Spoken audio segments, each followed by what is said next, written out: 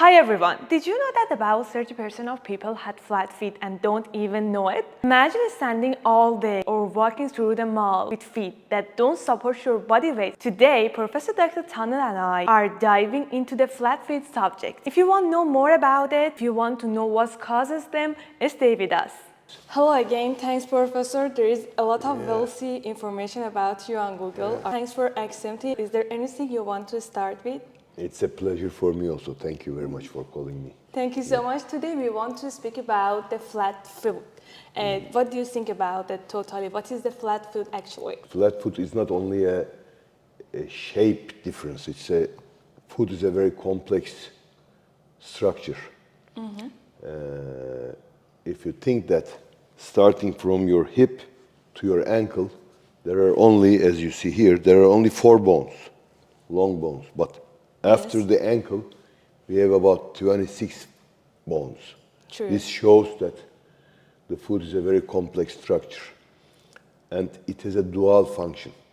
For example, we may jump from here on our feet, but we cannot make this thing with on our knees, for example, or our head. It may be it may kill us, that kind of force. But we don't feel anything when we jump on our feet. The feet has 2 functions. It must be flexible, like a shock absorber, and it must be a very rigid lever arm to carry our weight. True. Imagine a ballet dancer. She can carry her own body on her feet in a very uneasy positions. So the foot is important in both shock absorbing and both in creating a lever arm for our body. Yes. And it must be a very rigid lever arm. So it must be flexible when necessary, it must be rigid when necessary. Actually, these are striking examples for your question. A flat feet is actually inability to convert to a rigid lever arm. If the foot stays flexible when it is necessary to be rigid, then we call the condition as flat foot. It's not like a shape. It's not. It produces some problems for some people, and for some people it does not. It is interesting. So the next question is, an orthopedic surgeon, you may see that in your work, in your client. I saw some research that shows the people who have flat feet, the number of them are increasing. What's the reason of that? It's maybe the new lifestyle of people? Another flat foot is adult acquired flat foot. This may be increasing perhaps, adult flat foot. The patient or someone may have a normal foot, but this is true especially for the women. Especially my observation, I don't have any scientific basis for that, but overweight women in the advanced age period, they develop a kind of flat foot. It is related to posterior tibial tendon insufficiency. The posterior tibial tendon, there's a tendon which comes from the medial side on the inner side of the foot. Perhaps I will show it on this thing. Yes. It comes from here and supports this bone, navicular bone. It's like a rope of the tent. Think of it creates the arch for the foot. Yes. So when this ruptures, and this rupture occurs like chronically, not suddenly, usually, it ruptures and heals, and it elongates, so the foot becomes flat. This may be increasing because of the shoe. I think it's related to high heel shoes. This is my opinion. It's not scientific because it's more common in the women. It's less common in the males. This may be increasing. Is obesity affect us? Is obesity affect this situation?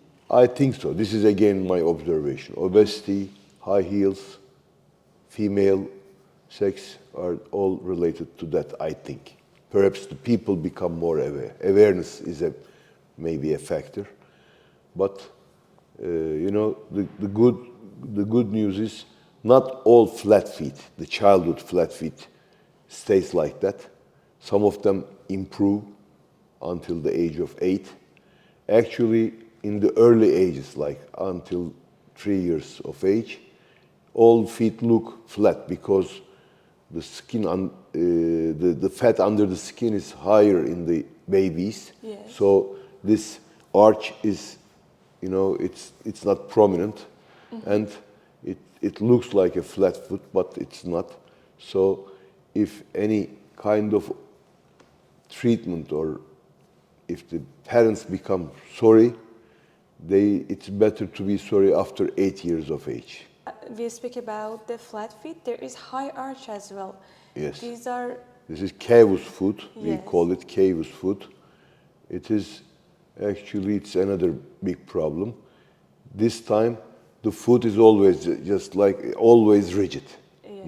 not flexible, and it creates more problems for the knees, back pain, because it cannot absorb the shock. The foot is not flexible, and all the shock is born on the backbones or the knees, hips perhaps. So, and the foot itself. So, and it is very common to see corns, hardening of the skin at the pressure sites, plantar side of the foot, sole of the foot, and clawing of the toes may be seen with cavus foot. It's also a big problem, and myself have some cavus Also foot me. also, yeah. So, as I know you have wealthy information and experience about the surgery on foot, how we can treat that problem. I saw some viral video that there are coming viral shoes that they help people to treat their problem. These are really work, or these are just clever advertisement? First of all, there is no treatment for, non-operative, without surgery treatment for flat foot, if we are talking about flat Yes. foot. And this is true for cavus foot also. But what can we do for flat foot? Just like a stick, okay? Just like a stick, cane. Cane cannot treat us, Yes. okay? But it will help us, or the eyeglasses. True. They don't treat the eyes, but when you put it on, you read better. So some insoles like orthotics may be helpful for relieving any symptom, pain or some other problems, if it's related to that issue. So if the kid or if the child has no problem, only the shape is the problem, don't use anything, because if there is no symptom, you don't need to use. If you see better without the eyeglasses, you don't need to put an eyeglass, okay? Yes. It will not treat you. So it is not a normal thing to say that it is good for your feet. It's because shoes, there is one function for the shoe, to protect our feet from the ground, from the world, okay? Yes. We don't use anything for our shoulders or our hands. But when necessary, because our feet are in contact with the world. So shoe is a mandatory thing for the people, and it's also something to buy and sell. So everybody use some advertisement things. So we must be very careful when choosing the shoe.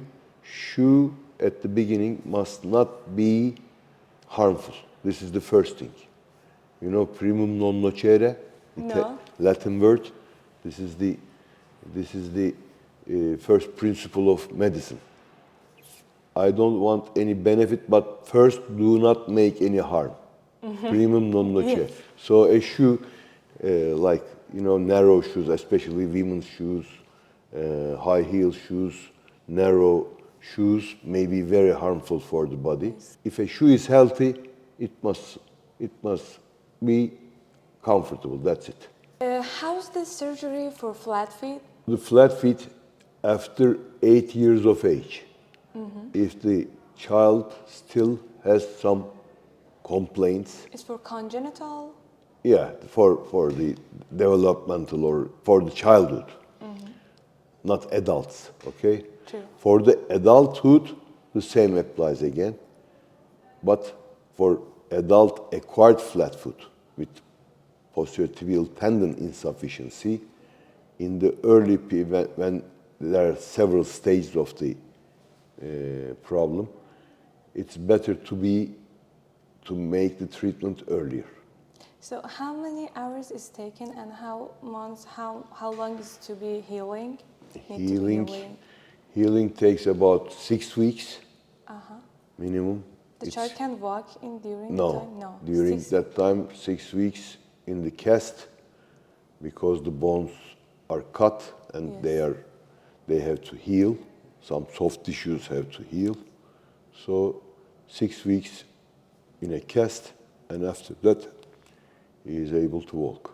For the rigid one, surgery is necessary at the beginning sometimes. Last question. Shall we ask a question from you? Like, what do you advise to us for have healthy feet? About food. Yes. If you want to do one advice to us. One advice is use the high heel shoes whenever only necessary. Okay. For short periods. It's not like going to the market by the high heel shoes. It may be good for some meetings, for some, when you have to be chic. Yes. That may be. But other than that, use sports shoes. Thank you That's so it. much for coming You're in our welcome. video.